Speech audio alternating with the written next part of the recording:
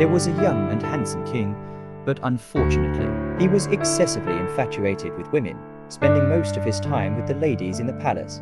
One day, the king went horseback riding in a forest not far from the capital, accompanied by a group of beautiful women. On the way, he happened to see a man chopping wood with his pretty wife. The king suddenly had the idea to ask about the joys and sorrows of their life. He stopped under a shady tree and ordered the couple to come over. The woodcutter and his wife approached, and the king asked how they made a living. The husband replied that, as the king had just seen, they lived by chopping wood. The king asked if that was enough to live on. The woodcutter replied that it was just enough. The king then asked if they managed to save any money, and the woodcutter said they did. The king asked what he used the saved money for. At this point, the man thought for a moment and then replied as follows.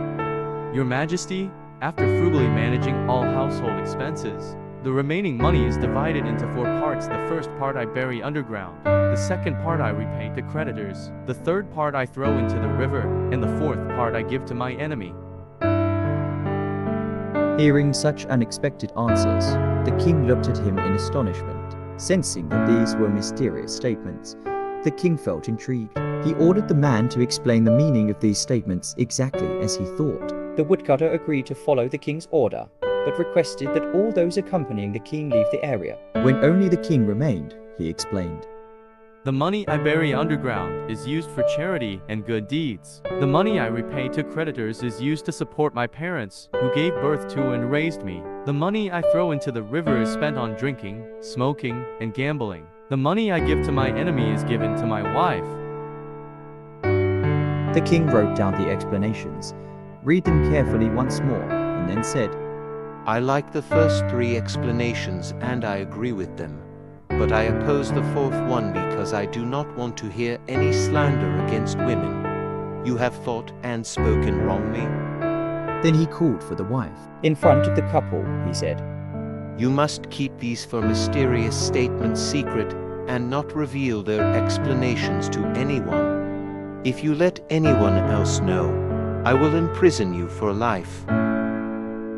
After giving this warning, the king mounted his horse and returned to the capital with his entourage, his mind wandering about the strange, mysterious statements of the woodcutter. He ordered the 4 statements to be written down and announced that anyone who could solve all 4 mysteries would be rewarded with a gold bar. Month after month, no one could figure out the answers to the 4 mysterious statements, until one day, the king's messenger happened to pass by the woodcutter's house and announced the king's proclamation.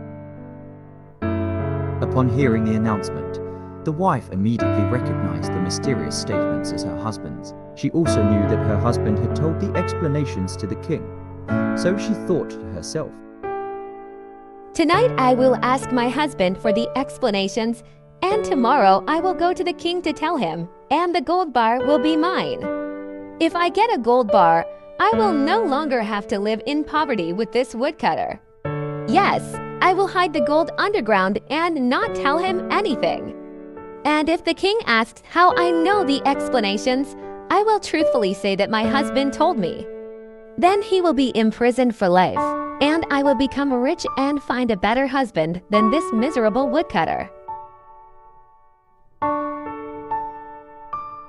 When her husband came home from work, the wife begged him to tell her the explanations of the mysterious statements so she could claim the reward. But the husband refused because he feared the king's threat. The wife remained silent, but that night she sulked and reproached him for not understanding her and not trusting her. Seeing his wife upset, the husband softened and finally revealed the explanations. The next morning, after her husband had gone to work, the wife hurried to the capital to meet the king and reveal the solutions to the 4 riddles. The king summoned her, and she correctly answered each riddle as her husband had explained. The king declared her the solver of the riddles and awarded her the promised reward.